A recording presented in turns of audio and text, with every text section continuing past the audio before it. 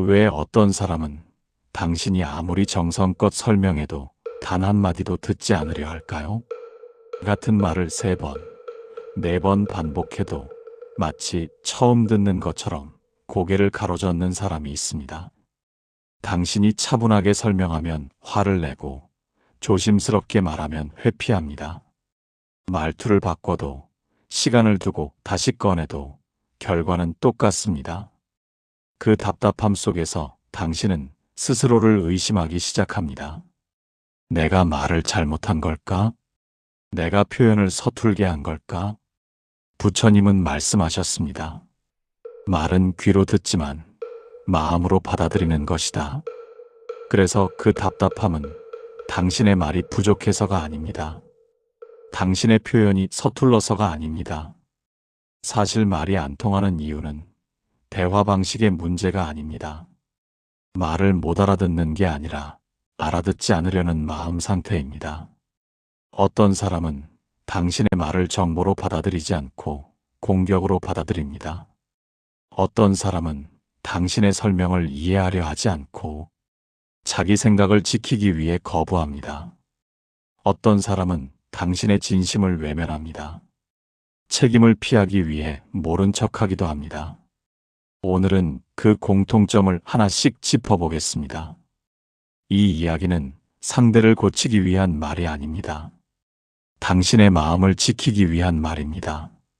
당신이 더 이상 자책하지 않아도 되는 이유를 알려드리기 위한 말입니다. 부처님과 한 제자의 이야기에서 그 답을 보겠습니다. 이 제자는 부처님 앞에서도 변하지 않았던 사람입니다. 그의 마음 구조를 보면 왜 어떤 사람에게는 말이 통하지 않는지 명확히 보입니다. 구독과 좋아요 눌러주세요. 여러분 마음이 조금은 가벼워지는 시간으로 찾아가는데 많은 도움이 됩니다. 왜 어떤 사람은 당신이 아무리 정성껏 설명해도 단 한마디도 듣지 않으려 할까요? 한 제자가 부처님께 찾아왔습니다. 그는 수행 공동체 안에서 다른 수행자들과 자주 충돌했습니다. 어느 날 부처님은 그를 조용히 불러 물었습니다. 그대는 왜 그렇게 다른 이들과 부딪히는가? 제자는 즉시 대답했습니다. 저는 잘못이 없습니다. 다른 이들이 저를 오해합니다. 부처님은 다시 물었습니다. 그렇다면 왜 그들이 그대를 오해한다고 생각하는가? 제자는 말했습니다.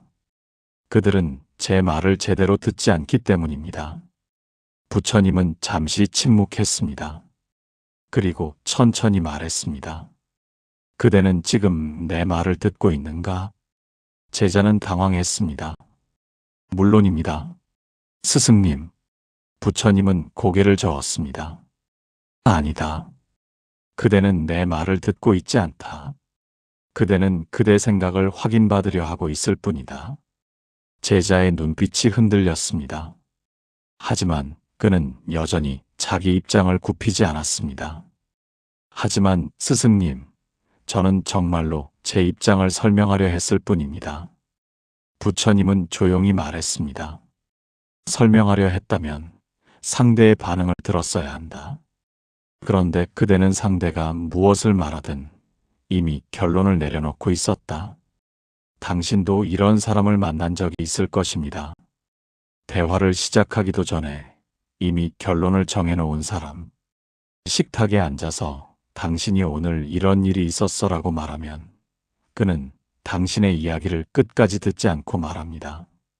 그건 네가 예민하게 받아들인 거야. 회의실에서 당신이 이 부분을 다시 검토해보면 어떨까요? 라고 제안하면 그는 당신의 근거를 듣기도 전에 말합니다. 그건 현실성이 없어. 거실 소파에서 당신이 우리 관계에서 이런 점이 힘들어라고 말하면 그는 당신의 감정을 확인하기도 전에 말합니다. 그건 내 착각이야. 이 마음은 부처님 앞의 제자와 똑같은 마음입니다. 듣는 척하지만 실제로는 자기 생각만 반복하는 마음. 이해하려는 것이 아니라 반박할 지점을 찾는 마음. 대화를 원하는 것이 아니라 확인받기를 원하는 마음. 그 사람은 당신의 말을 정보로 받아들이지 않습니다. 당신의 말은 그에게 귀로 들어가지만 마음으로는 들어가지 않습니다. 왜냐하면 그의 마음에는 이미 자기 생각이 가득 차 있기 때문입니다. 새로운 것이 들어갈 공간이 없습니다. 이 상태에서는 아무리 차분하게 설명해도 소용이 없습니다. 뇌가 이미 듣지 않기로 결정했기 때문입니다. 귀는 열려 있지만 마음은 닫혀 있습니다. 단어는 들리지만 의미는 차단됩니다. 이것은 단순히 뇌의 생리학적 반응만은 아닙니다. 그 뒤에는 더 깊은 마음의 구조가 있습니다. 말이 통하지 않는 이유는 소통 기술의 문제가 아닙니다. 그 사람의 마음이 이미 문을 닫았다는 것입니다. 당신이 아무리 부드럽게 말해도, 아무리 정성껏 설명해도 그 문이 열리지 않으면 말은 들어가지 않습니다.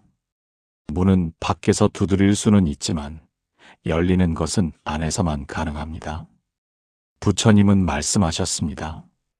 닫힌 마음은 아무리 좋은 말도 받아들이지 못한다. 이 말씀은 상대를 비난하는 것이 아닙니다. 오히려 당신에게 허락을 주는 말입니다.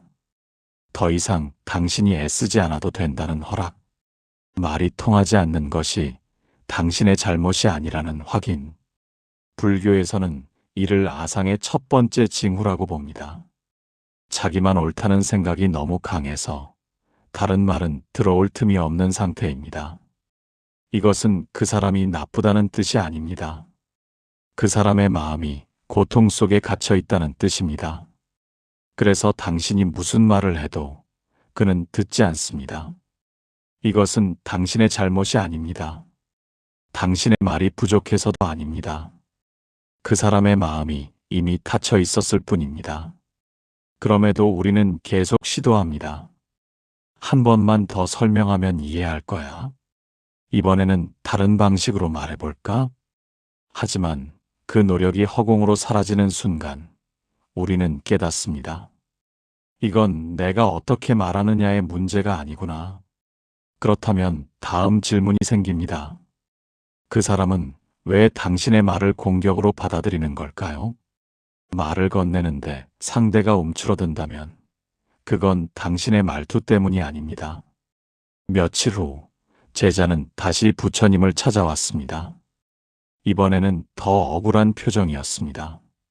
스승님, 저는 아무것도 하지 않았습니다. 그저 평범하게 말했을 뿐입니다. 부처님은 물었습니다. 무슨 일이 있었는가? 제자는 말했습니다. 한 수행자가 제게 물었습니다. 오늘 수행은 어땠습니까? 저는 별로였습니다. 라고 답했습니다. 그랬더니 그가 화를 냈습니다. 부처님은 다시 물었습니다. 그가 정말 화를 냈는가? 제자는 확신에 차서 대답했습니다. 분명히 화를 냈습니다. 표정이 굳어지고 자리를 떠났습니다.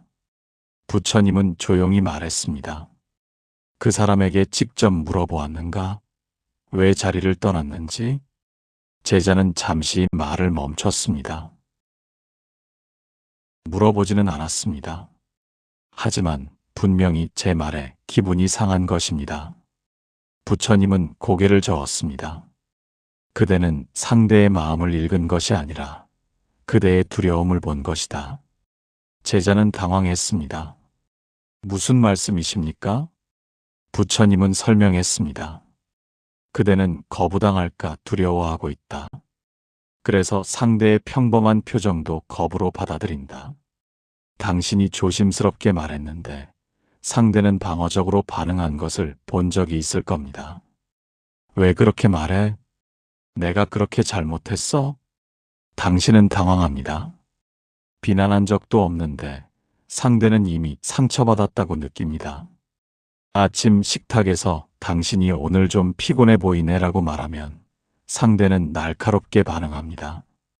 뭔 소리야? 회사에서 당신이 이 부분 다시 확인해 볼까요? 라고 말하면 동료는 목소리를 높입니다. 내가 실수했다는 거죠? 제대로 안 했다는 거죠? 집에서 당신이 요즘 무슨 일 있어? 라고 물으면 가족은 문을 닫으며 말합니다. 왜 자꾸 캐묻는 거야? 당신이 사실을 이야기했을 뿐인데 상대는 공격당했다고 받아들입니다. 당신이 관심을 표현했을 뿐인데 상대는 간섭으로 받아들입니다. 당신이 확인을 요청했을 뿐인데 상대는 비난으로 받아들입니다. 이것은 부처님 앞에 제자와 같은 마음입니다. 상대의 말을 있는 그대로 듣지 못하는 마음. 모든 말 속에서 거부와 비난을 찾는 마음. 대화가 아니라 방어를 준비하는 마음. 그 사람은 당신의 말을 듣는 게 아닙니다. 자기 내면의 두려움을 듣고 있습니다. 당신의 목소리가 아니라 자기 안의 불안한 목소리에 반응하는 것입니다. 2008년 하버드 대학교의 연구팀은 자존감과 타인의 말을 해석하는 방식 사이의 관계를 조사했습니다. 연구 결과는 분명했습니다. 자존감이 낮은 사람일수록 타인의 중립적인 말을 부정적으로 해석하는 경향이 강했습니다. 실험 참가자들에게 똑같은 문장을 들려주었습니다. 오늘 일이 어떻게 되었어요? 자존감이 높은 그룹은 이것을 단순한 질문으로 받아들였습니다. 하지만 자존감이 낮은 그룹은 이것을 내가 잘못했냐? 는 추궁으로 받아들였습니다. 같은 말, 같은 어조인데도 완전히 다르게 들린 것입니다. 뇌과학적으로 보면 이들은 편도체의 과활성화 상태에 있습니다. 편도체는 위협을 감지하는 뇌의 영역입니다. 이것이 너무 예민하게 작동하면 일상적인 대화도 위협으로 인식됩니다. 뇌가 평화로운 대화를 전쟁터로 착각하는 것입니다. 이것은 소통의 문제가 아닙니다. 그 사람 내면의 불안이 만든 왜곡입니다. 방어적인 사람은 실은 자기 자신을 가장 믿지 못하는 사람입니다. 스스로 약하다고 느끼기 때문에 타인의 말이 위협으로 느껴지는 것입니다. 스스로 부족하다고 느끼기 때문에 평범한 질문도 비난으로 들리는 것입니다. 그래서 타인의 말이 그를 흔들리다. 마음이 확고하다면 어떤 말도 그를 위협하지 못하지만 마음이 흔들리고 있다면 부드러운 말도 공격이 됩니다. 부처님은 말씀하셨습니다. 방어하는 마음은 스스로 약하다고 믿는 마음이다. 이 말씀은 그 사람을 비난하는 것이 아닙니다. 그 사람의 고통을 설명하는 것입니다. 불교에서는 이를 무명의 한 형태로 봅니다. 자기 자신을 제대로 보지 못하기 때문에 타인의 말을 왜곡해서 받아들이는 것입니다. 밖의 현실이 아니라 안의 두려움을 보고 있는 것입니다. 그 사람은 당신의 말을 듣는 게 아닙니다. 자기 내면의 불안을 듣고 있는 것입니다. 당신의 목소리가 아니라 자기 내면의 목소리에 반응하는 것입니다. 그래서 당신이 아무리 부드럽게 말해도 소용이 없습니다. 문제는 당신의 말투가 아니라 그 사람의 마음 상태이기 때문입니다. 이것을 이해하면 당신은 더 이상 자책하지 않아도 됩니다. 내가 말을 잘못했나? 내가 표현을 서툴게 했나? 아니요. 그 사람이 이미 방어 모드에 있었을 뿐입니다.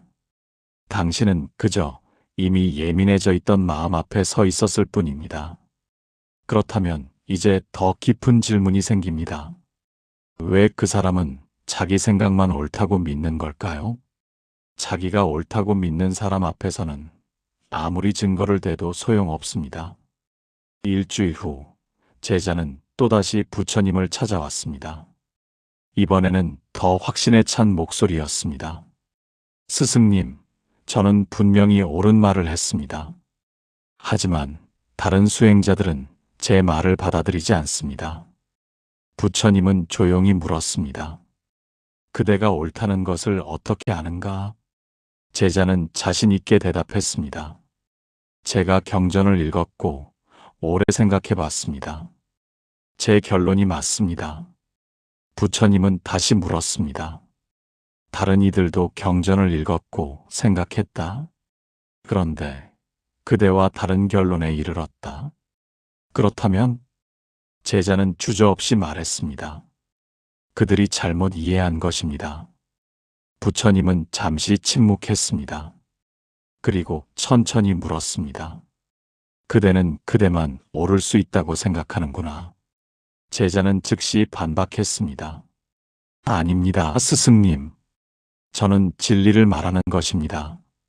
부처님은 고개를 저었습니다. 진리를 말한다고 하면서 그대는 그대의 생각을 말하고 있을 뿐이다. 진리와 그대의 생각을 구분하지 못하고 있다. 당신도 이런 사람을 압니다. 자기 생각과 다른 의견은 전부 틀렸다고 치부하는 사람. 회의실에서 당신이 다른 방안을 제시하면 그는 듣지도 않고 말합니다. 그건 안 될 거야. 내가 이미 다 고려해봤어. 집에서 당신이 이런 방식은 어때? 라고 제안하면 그는 단칼에 자릅니다. 그건 비현실적이야. 내 방법이 맞아. 친구 모임에서 누군가 다른 의견을 내면 그는 코웃음을 칩니다. 그건 네가 잘 몰라서 그래. 실제로는 이래. 증거를 보여줘도 그건 예외적인 경우야 라고 말합니다. 전문가의 의견을 들이밀어도 그 전문가가 편향적이야 라고 말합니다. 통계를 보여줘도 통계는 조작될 수 있어 라고 말합니다. 논리를 펼쳐도 그건 이론일 뿐이야 라고 말합니다. 이것은 부처님 앞에 제자와 같은 마음입니다.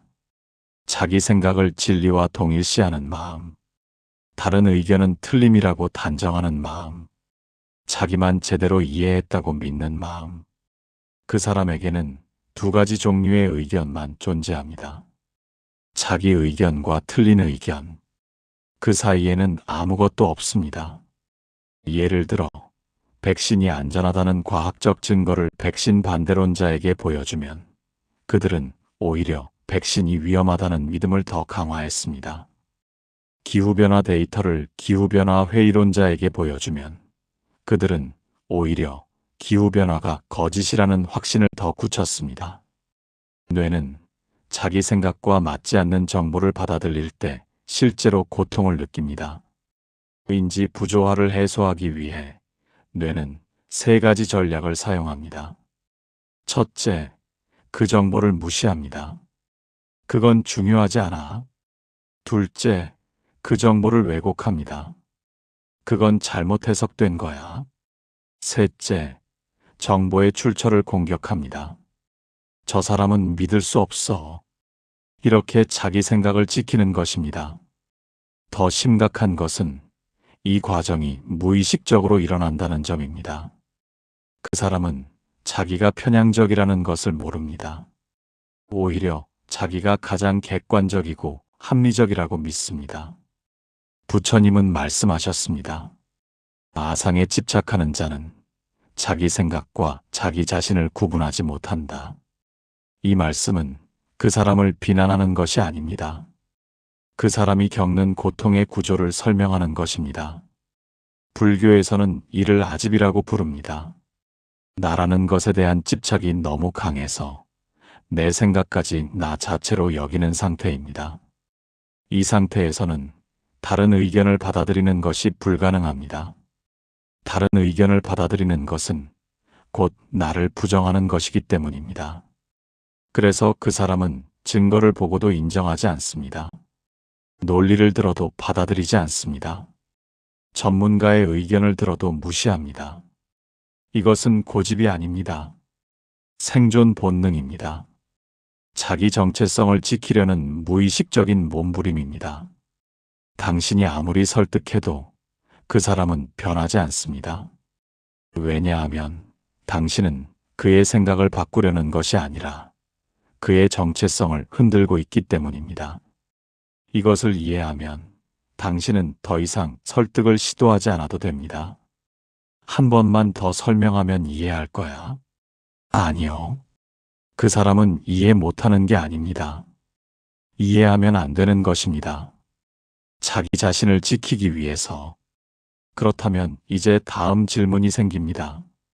왜 그 사람은 사실보다 감정을 앞세우는 걸까요? 사실을 말했는데 감정적으로 받아들이는 사람 보신 적 있으신가요? 제자는 며칠 후 다시 충돌을 겪었습니다.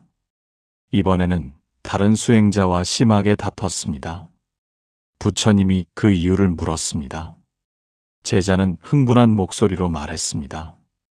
그 사람이 저를 무시했습니다. 제 말을 끝까지 듣지도 않고 자리를 떠났습니다. 부처님은 차분히 물었습니다. 그가 왜 자리를 떠났다고 했는가? 제자는 잠시 멈칫했습니다. 그건 약속 시간이 있다고 했습니다. 부처님은 다시 물었습니다. 그렇다면 그것이 사실이 아니겠는가? 제자는 소리를 높였습니다. 하지만 저는 무시당했다고 느꼈습니다. 부처님은 조용히 말했습니다. 그대가 느낀 것과 실제로 일어난 일은 다르다. 제자는 여전히 분노에 차서 말했습니다.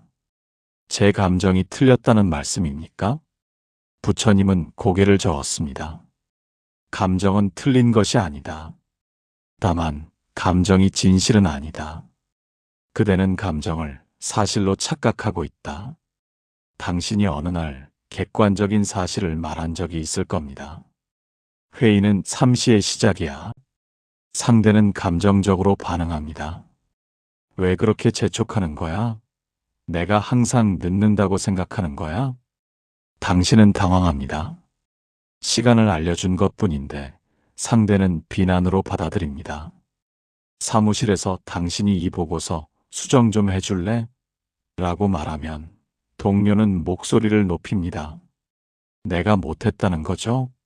항상 내 잘못만 찾으시네요. 집에서 당신이 설거지가 안 되어 있네 라고 말하면 가족은 화를 냅니다. 내가 게으르다는 거야? 내가 아무것도 안 한다는 거야? 식당에서 당신이 이 음식 좀 짜내라고 말하면 함께 온 사람이 삐집니다. 내가 고른 식당이 마음에 안 드는 거지?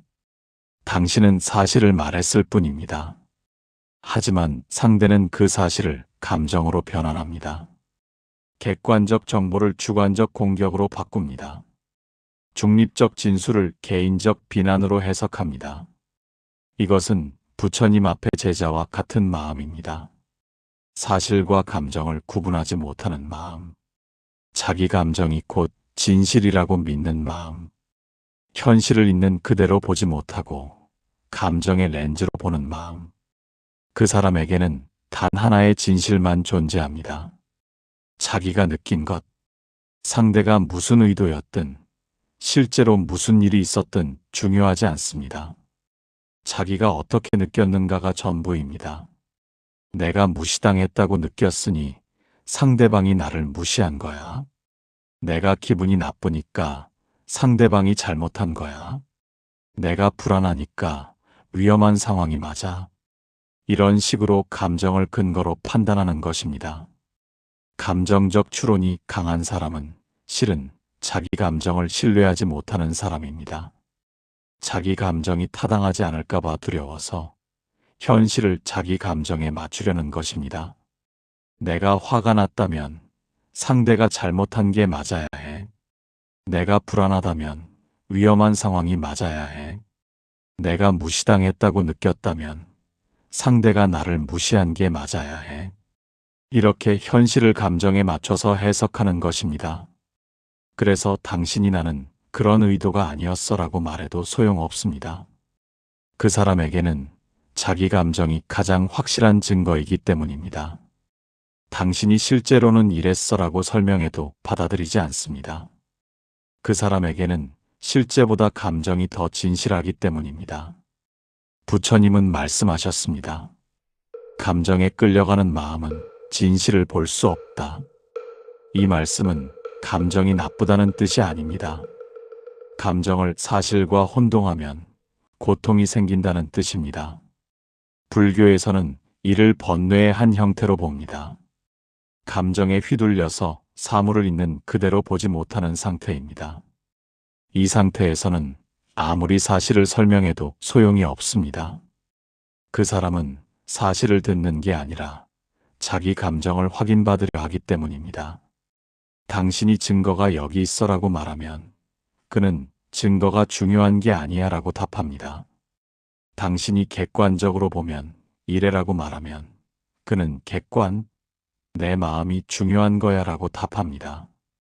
이것은 비합리적인 것처럼 보입니다. 하지만 그 사람에게는 완벽히 합리적입니다. 자기 감정이 타당하다는 것을 증명하는 것이 가장 중요하기 때문입니다. 당신이 아무리 사실을 들이밀어도 그 사람은 받아들이지 않습니다. 사실을 받아들이는 순간 자기 감정이 틀렸다는 것을 인정해야 하기 때문입니다. 그래서 그는 차라리 현실을 부정합니다. 자기 감정을 지키기 위해서. 이것을 이해하면 당신은 더 이상 설명하지 않아도 됩니다. 그 사람에게 사실은 중요하지 않습니다. 자기 감정이 정당하다는 것이 더 중요합니다. 그렇다면 이제 더 어두운 진실을 봐야 합니다. 왜 어떤 사람은 이해하지 못하는 것이 아니라 이해하지 않으려는 걸까요? 몰랐어요 라는 말 뒤에 숨은 진짜 의도를 아십니까? 제자는 공동체의 규칙을 여러 번 어겼습니다. 다른 수행자들이 그에게 주의를 주었습니다. 이것은 우리가 함께 정한 규칙입니다. 제자는 눈을 깜빡이며 대답했습니다. 저는 몰랐습니다. 그들은 당황했습니다. 우리가 지난주에 함께 모여서 이야기했습니다. 그대도 그 자리에 있었습니다. 제자는 고개를 가로저었습니다. 기억이 나지 않습니다. 한 수행자가 참다 못해 말했습니다. 그대는 그때 직접 의견도 냈습니다. 제자는 어깨를 으쓱했습니다. 그랬나요? 잘 모르겠습니다. 부처님이 이 일을 전해 듣고 제자를 불렀습니다. 그대는 정말 몰랐는가 아니면 모른 척 했는가? 제자는 당황한 표정을 지었습니다. 스승님, 정말로 기억이 나지 않습니다. 부처님은 조용히 말했습니다. 기억이 나지 않는 것과 기억하지 않으려는 것은 다르다. 그대는 알게 되면 책임져야 하기 때문에 애써 모르는 것이다. 당신도 이런 사람을 압니다. 당신이 3번, 4번 같은 말을 반복합니다. 상대는 매번 그랬어? 라고 말합니다. 회의실에서 당신이 지난주 회의에서 결정했던 거 기억나시죠? 라고 물으면 동료는 말합니다. 무슨 이야기였죠? 못 들었는데요. 이메일로 보낸 것을 확인했냐고 물으면 상대는 답합니다. 이메일? 못 봤는데요. 메시지로 다시 보내면 메시지가 너무 많아서 놓쳤나 봐요 라고 합니다. 직접 대면해서 이야기하면 그때 제 정신이 없어서 라고 합니다. 처음에는 이해하려 합니다. 이 사람은 기억력이 나쁜가 보다? 바쁜가 보다? 하지만 패턴이 보입니다. 그 사람은 자기에게 불리한 것만 몰랐다고 합니다. 자기가 책임져야 하는 것만 못 들었다고 합니다. 자기에게 유리한 내용은 완벽하게 기억합니다. 자기 권리에 대해서는 한 글자도 놓치지 않습니다. 하지만 자기 의무에 대해서는 처음 듣는다고 합니다. 이것은 부처님 앞의 제자와 같은 마음입니다. 기억하지 못하는 게 아니라 기억하지 않으려는 마음. 이해하지 못하는 게 아니라 이해하지 않으려는 마음. 알게 되면 변해야 하니까 모르는 것을 선택하는 마음. 이것은 기억력의 문제가 아닙니다. 선택적 무지입니다. 그 사람은 진심으로 몰랐다고 말합니다. 기술적으로는 거짓말이 아닙니다. 실제로 기억이 안 납니다. 하지만 기억이 안 나는 이유는 기억력 문제가 아닙니다. 뇌가 애초에 기억하지 않기로 결정했기 때문입니다. 알게 되면 책임져야 하니까, 변해야 하니까, 행동을 바꿔야 하니까. 그래서 차라리 모르는 것입니다. 이해를 거부하는 사람은 변화를 거부하는 사람입니다. 이해하는 순간 더 이상 같은 방식으로 살 수 없습니다. 책임을 져야 합니다. 노력을 해야 합니다. 불편함을 감수해야 합니다. 그래서 차라리 모르는 것을 선택합니다. 모르면 책임도 없으니까. 모르면 변하지 않아도 되니까. 모르면 지금 상태를 유지할 수 있으니까. 부처님은 말씀하셨습니다. 모른다는 말은 가장 편한 방패다. 이 말씀은 그 사람을 비난하는 것이 아닙니다. 그 사람이 사용하는 방어 기제를 설명하는 것입니다. 불교에서는 이를 해태, 즉 게으름의 한 형태로 봅니다. 게으름이 단순히 행동의 게으름이 아니라 마음의 게으름으로 나타나는 것입니다. 알려고 하지 않는 것, 이해하려 하지 않는 것, 변하려 하지 않는 것, 이것이 가장 깊은 게으름입니다. 그 사람은 당신의 말을 듣지 않는 게 아닙니다. 들었지만 듣지 않은 것으로 처리하는 것입니다. 당신의 설명을 이해하지 못하는 게 아닙니다. 이해했지만 이해하지 못한 것으로 처리하는 것입니다. 이것은 무의식적이지만 전략적입니다. 완벽한 방어막입니다. 당신이 지난번에 말했잖아 라고 하면 그는 기억 안 나라고 답합니다. 당신이 증거를 보여주면 그는 그때는 못 봤어 라고 답합니다. 당신은 증명할 수 없습니다. 기억은 주관적이니까. 이해는 내면의 문제니까. 그래서 그 사람은 안전합니다. 책임에서 자유롭습니다. 변화하지 않아도 됩니다. 이것을 이해하면 당신은 더 이상 반복하지 않아도 됩니다. 그 사람은 이해 못하는 게 아닙니다. 이해하지 않으려는 것입니다. 왜냐하면 이해하는 순간 변해야 하기 때문입니다. 그리고 그는 변하고 싶지 않습니다. 그렇다면 이제 가장 중요한 질문에 다다릅니다. 친절한 첫 문장조차 벽에 부딪힐 때 그건 당신의 표현 문제가 아닙니다. 제자는 관계를 개선하려고 노력했습니다. 그는 한 수행자에게 조심스럽게 다가갔습니다. 가장 부드러운 목소리로 말했습니다.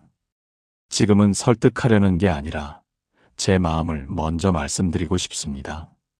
상대 수행자는 그 말을 듣자마자 몸을 뒤로 빼며 차갑게 말했습니다. 또 시작이군요. 제자는 더 겸손하게 말했습니다. 제가 놓친 부분이 있다면 한 번만 짚어주셔도 괜찮습니다. 상대는 코웃음을 쳤습니다. 당신이 놓친 부분? 모든 게 문제인데 어디서부터 말해야 할까요? 제자는 관계를 강조하며 말했습니다. 이 관계를 지키고 싶어서 조심스럽게 말씀드립니다. 상대는 돌아서며 말했습니다. 관계요? 이미 끝났습니다. 제자는 부처님께 이 일을 말했습니다. 스승님, 저는 최선을 다해 부드럽게 말했습니다. 하지만 전혀 통하지 않았습니다. 부처님은 물었습니다. 그대는 그 말을 진심으로 했는가? 제자는 고개를 끄덕였습니다. 물론입니다. 부처님은 다시 물었습니다. 그렇다면 상대방이 그것을 진심으로 받아들일 준비가 되어 있었겠는가? 제자는 말문이 막혔습니다. 부처님은 조용히 설명했습니다. 그대가 아무리 부드러운 말을 해도 상대의 마음이 이미 닫혀 있다면 그 말은 들어가지 않는다. 문제는 그대의 말이 아니라 상대의 마음이다. 이 제자의 태도는 지금 우리 주변에서도 자주 마주칩니다. 당신도 이런 경험이 있을 것입니다. 당신은 대화 전문가들이 추천하는 완벽한 첫 문장을 사용합니다. 서로 오해 없이 지나가고 싶어서 이 이야기를 꺼냅니다. 상대는 눈을 굴리며 말합니다. 오해? 내가 오해한 게 아니라 당신이 잘못한 거잖아요. 당신은 더 겸손하게 말합니다. 지금 당장 답을 듣고 싶은 건 아닙니다. 그냥 제 입장만 전하고 싶습니다. 상대는 차갑게 반응합니다. 입장? 변명 아니고요? 당신은 부드럽게 시작합니다. 혹시 제가 잘못 이해한 부분이 있다면 말씀해 주세요. 상대는 비웃습니다. 잘못 이해한 게 아니라 아예 이해를 못하는 거죠. 당신이 무슨 말을 해도 어떤 방식으로 접근해도 결과는 같습니다. 거부. 이것은 부처님 앞에 제자가 겪은 것과 같은 상황입니다. 말의 내용이 문제가 아니라 말하는 사람 자체가 거부되는 상황. 어떤 첫 문장을 써도 통하지 않는 상황. 이미 마음이 닫혀 있어서 열쇠가 소용없는 상황. 그 사람은 당신의 말을 듣는 게 아닙니다. 당신에 대한 자기 생각을 확인하고 있을 뿐입니다. 이것은 무엇을 의미할까요? 당신이 무슨 말을 하느냐가 중요한 게 아니라는 것입니다. 상대가 당신을 어떻게 보느냐가 중요하다는 것입니다.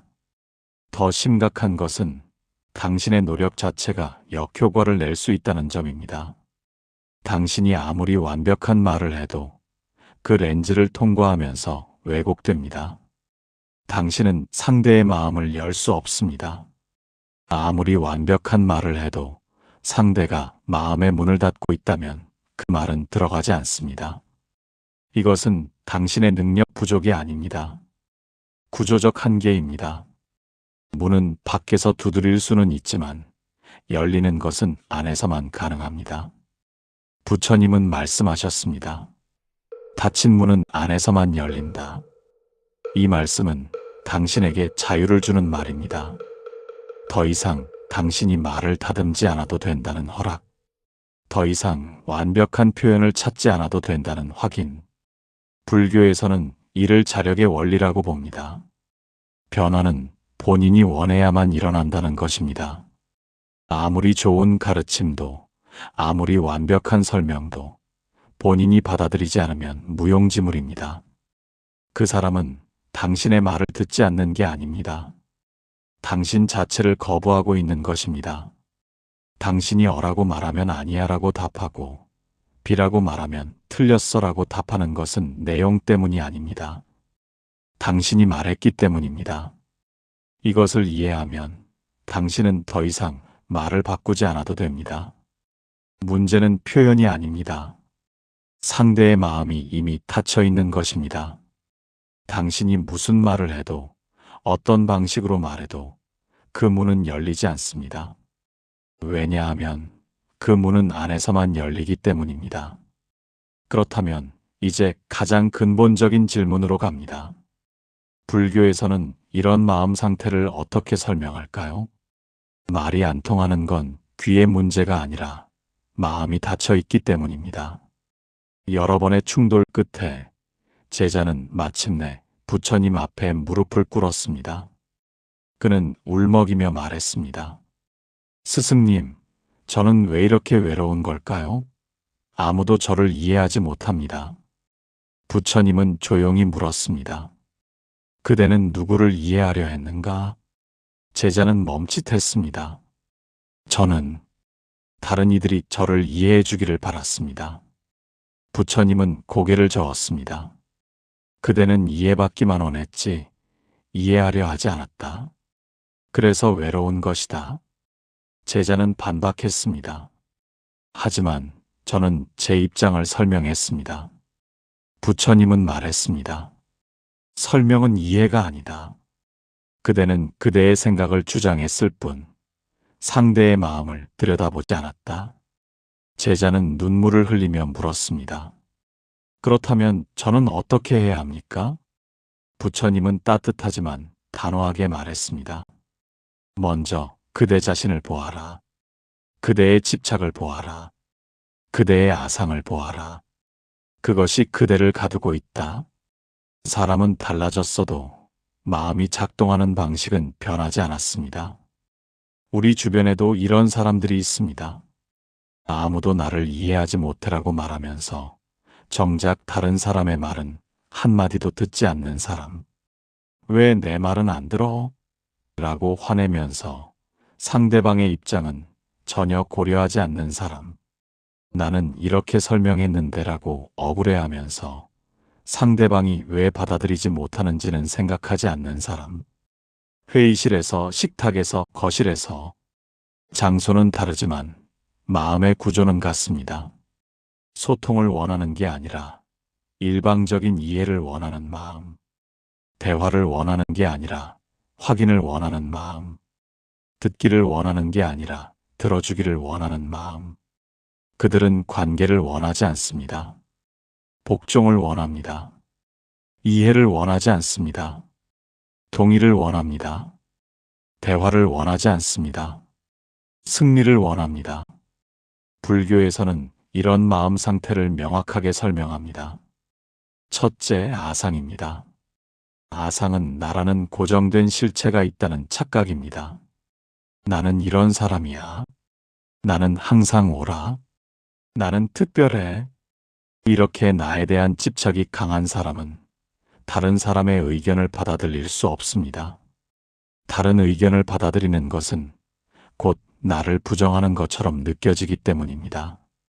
둘째, 법집입니다. 법집은 자기 생각과 신념에 대한 집착입니다. 이것만이 진리야. 다른 방식은 틀렸어. 내 방법이 최선이야. 이렇게 자기 생각에 집착하는 사람은 새로운 관점을 받아들일 수 없습니다. 새로운 관점을 받아들이는 것은 곧 자기 생각을 버리는 것처럼 느껴지기 때문입니다. 셋째, 무명입니다.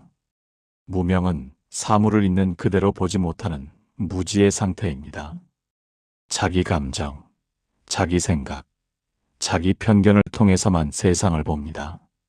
실제 현실이 아니라 자기가 만든 현실을 봅니다. 이 세 가지가 결합하면 말이 전혀 통하지 않는 마음 상태가 됩니다. 아상 때문에 자기만 옳다고 생각하고, 법집 때문에 다른 의견을 거부하고, 무명 때문에 현실을 왜곡해서 봅니다. 금강경에서 부처님은 말씀하셨습니다. 아상, 인상, 중생상, 수자상이 있다면 진정한 보살이 아니다. 이것은 무슨 뜻일까요? 나라는 고정된 실체에 집착하고 남과 나를 나누고 모든 존재를 자기 관점에서만 바라보고 시간 속에서 영원한 것을 찾으려 한다면 진실을 볼 수 없다는 뜻입니다. 말이 통하지 않는 사람은 바로 이 네 가지 집착에 갇혀 있는 사람입니다. 그들은 나와 내 생각을 구분하지 못합니다. 그들은 나와 남을 경계짓고 경쟁합니다. 그들은 모든 것을 자기 관점에서만 해석합니다. 그들은 자기 생각이 영원히 옳다고 믿습니다. 화엄경에서는 이를 일체유심조라고 표현합니다. 모든 것은 마음이 만든다는 뜻입니다. 말이 통하지 않는 사람은 현실을 보는 게 아니라 자기 마음이 만든 현실을 보고 있습니다. 당신이 어라고 말해도 그의 마음은 비로 만들어냅니다. 당신이 증거를 보여줘도 그의 마음은 그것을 다르게 해석합니다. 왜냐하면 그는 밖을 보는 게 아니라 안을 보고 있기 때문입니다. 밖의 현실이 아니라 안의 집착을 보고 있기 때문입니다. 선불교의 조사들은 이를 더 직설적으로 표현했습니다. 마음이 청정하면 세상이 청정하고 마음이 흐리면 세상이 흐리다. 말이 통하지 않는 사람의 마음은 흐립니다. 집착으로, 아상으로, 무명으로 가득 차 있습니다. 그래서 당신의 말이 아무리 맑아도 그 흐린 마음을 통과하면서 왜곡됩니다. 당신의 진심이 아무리 투명해도 그 흐린 렌즈를 통과하면서 비틀어집니다. 불교에서는 이런 마음 상태를 고통의 근원으로 봅니다. 그 사람이 말을 듣지 않아서 당신이 고통스러운 게 아닙니다. 그 사람 자신이 가장 깊은 고통 속에 있는 것입니다. 아상에 갇혀 외롭고 법집에 갇혀 고립되고 무명에 갇혀 혼란스러운 것입니다. 부처님은 말씀하셨습니다. 아상에 갇힌 마음은 말을 들어도 듣지 않는다. 이 말씀은 그 사람을 비난하는 것이 아닙니다. 그 사람의 고통을 설명하고 당신에게 자유를 주는 것입니다. 더 이상 당신이 애쓰지 않아도 된다는 허락. 그 사람의 마음이 그렇게 굳어져 있다는 이해. 그것을 바꾸는 것은 당신의 몫이 아니라는 확인. 말이 통하지 않는 것은 소통 기술의 문제가 아닙니다. 상대방의 마음이 아상, 법집, 무명으로 굳어져 있는 것입니다. 그 마음은 새로운 것을 받아들일 공간이 없습니다. 이미 자기 생각으로 가득 차 있기 때문입니다. 당신이 아무리 좋은 말을 해도 그 말이 들어갈 틈이 없습니다. 당신이 아무리 설득해도 그 마음은 변하지 않습니다. 왜냐하면 변화는 비움에서 시작하는데 그 마음은 비울 생각이 없기 때문입니다. 불교의 가르침은 명확합니다. 당신은 그 사람을 바꿀 수 없습니다. 그 사람만이 자기 자신을 바꿀 수 있습니다. 당신은 그 사람의 마음을 열 수 없습니다. 그 사람만이 자기 마음을 열 수 있습니다. 당신이 할 수 있는 것은 단 하나입니다. 더 이상 당신의 에너지를 쏟지 않는 것입니다. 그렇다면 이제 마지막 선택이 남았습니다. 당신은 무엇을 해야 할까요? 이제 설득을 멈춰도 괜찮습니다. 그것이 진정한 자비입니다. 긴 침묵 끝에 제자는 부처님께 마지막 질문을 했습니다. 스승님, 그렇다면 저는 그 사람을 포기해야 합니까? 부처님은 부드럽게 미소 지었습니다. 포기가 아니다. 내려놓음이다. 제자는 고개를 가로저었습니다. 그게 무슨 차이입니까? 부처님은 설명했습니다. 포기는 상대를 버리는 것이고 내려놓음은 집착을 버리는 것이다. 그대가 내려놓아야 할 것은 상대가 아니라 상대를 바꿔야 한다는 집착이다. 제자는 여전히 혼란스러웠습니다. 하지만 그 사람이 변하지 않으면 저희 관계는 어떻게 됩니까? 부처님은 차분하게 대답했습니다. 관계는 두 사람이 함께 만드는 것이다. 한 사람이 변하지 않으려 한다면 그대가 아무리 노력해도 관계는 나아지지 않는다. 그럴 때는 거리를 두는 것이 오히려 자비다. 제자는 눈을 크게 떴습니다. 거리를 두는 것이 자비입니까? 부처님은 고개를 끄덕였습니다. 그대 자신을 지키는 것도 자비고 상대가 스스로의 고통과 마주하게 하는 것도 자비다. 이 질문은 과거의 이야기가 아니라 지금 이 순간에도 반복되고 있습니다. 당신도 이런 갈림길에 서 있을지 모릅니다. 이 사람을 포기해야 하나?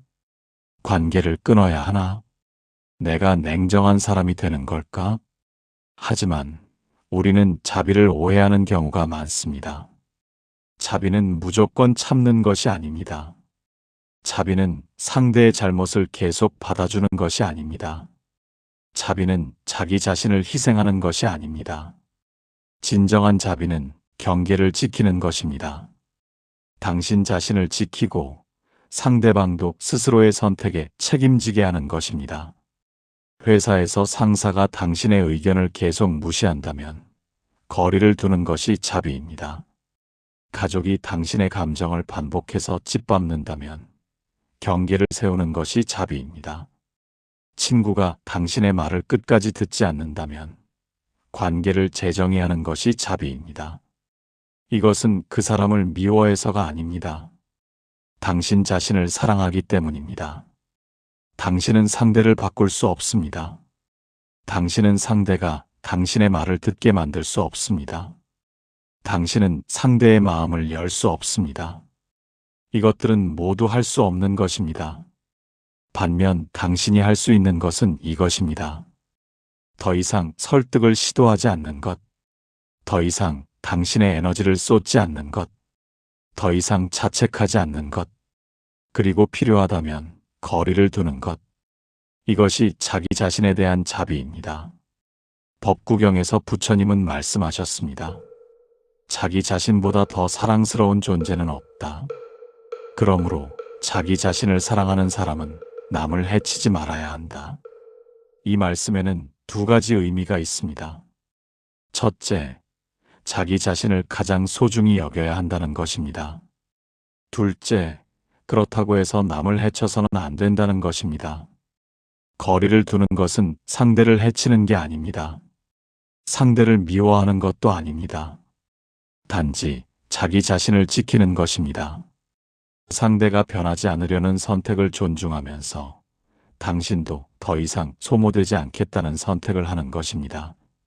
불교에서는 이를 자비와 지혜의 균형이라고 말합니다. 자비만 있고 지혜가 없으면 끝없이 희생하게 됩니다. 지혜만 있고 자비가 없으면 냉정하게 단절하게 됩니다.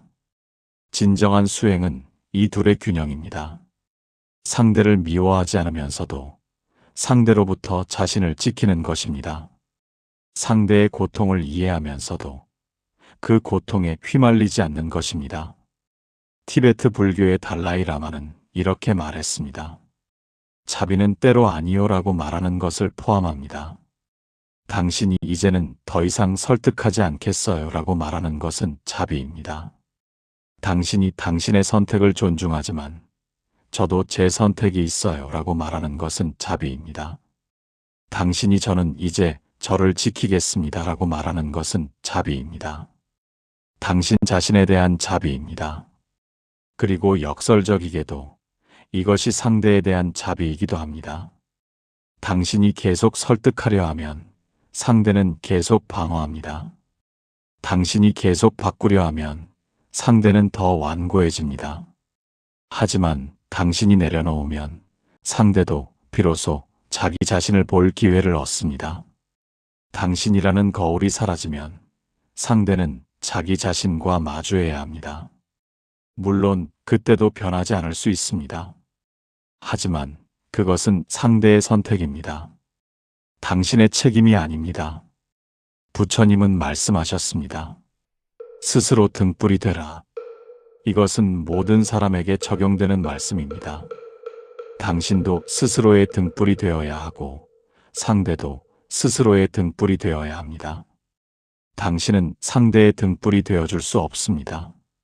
상대가 스스로 불을 켜야 합니다. 불교에서는 이를 자력의 가르침이라고 합니다. 각자가 자기 길을 걸어야 한다는 것입니다. 당신이 대신 걸어줄 수 없습니다. 그래서 이제는 이렇게 말해도 괜찮습니다. 나는 더 이상 당신을 설득하지 않을 거예요. 당신의 생각은 당신의 것이고 내 생각은 내 것이에요. 나는 당신이 변하기를 기다리지 않을 거예요. 나는 이제 나를 지키겠어요. 이것은 포기가 아닙니다. 해방입니다. 바꿔야 한다는 집착에서의 해방입니다. 이해받아야 한다는 갈망에서의 해방입니다. 관계를 지켜야 한다는 강박에서의 해방입니다. 그리고 이 해방이 진정한 평화의 시작입니다. 당신은 더 이상 상대의 반응에 흔들리지 않습니다. 당신은 더 이상 왜 내 말을 안 들어? 라고 좌절하지 않습니다. 당신은 더 이상 내가 뭘 잘못했나? 라고 자책하지 않습니다. 왜냐하면 당신은 이제 알기 때문입니다. 말이 통하지 않는 것은 당신의 잘못이 아니라는 것을, 상대의 마음이 이미 닫혀 있었다는 것을, 당신이 할 수 있는 일에 한계가 있다는 것을, 그리고 그 한계를 인정하는 것이 지혜라는 것을. 말이 안 통하는 건 당신의 설명이 부족해서가 아닙니다. 당신의 말투가 서툴러서가 아닙니다.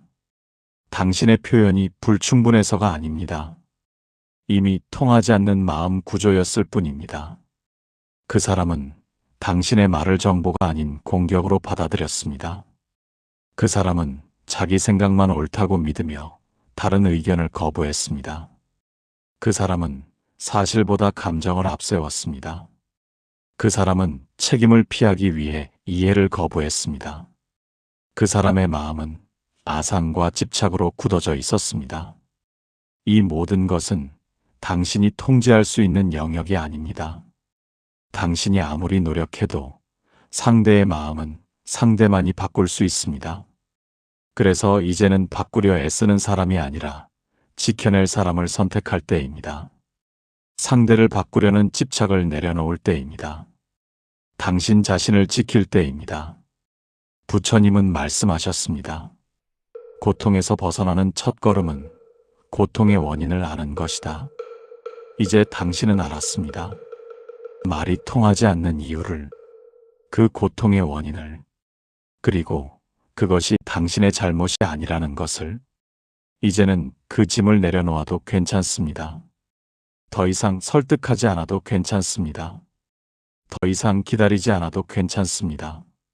당신은 충분히 노력했습니다. 이제는 당신 자신에게 평화를 줄 때입니다. 그것이 진정한 자비입니다. 당신 자신에 대한, 그리고 궁극적으로는 모든 존재에 대한 자비입니다. 이 깨달음이 도움이 되셨다면 좋아요와 구독, 댓글 부탁드립니다. 여러분의 관심 한 줄이 이 깨달음을 널리 퍼지게 할 것입니다. 더 많은 이가 덕을 받을 수 있게 공양 부탁드립니다.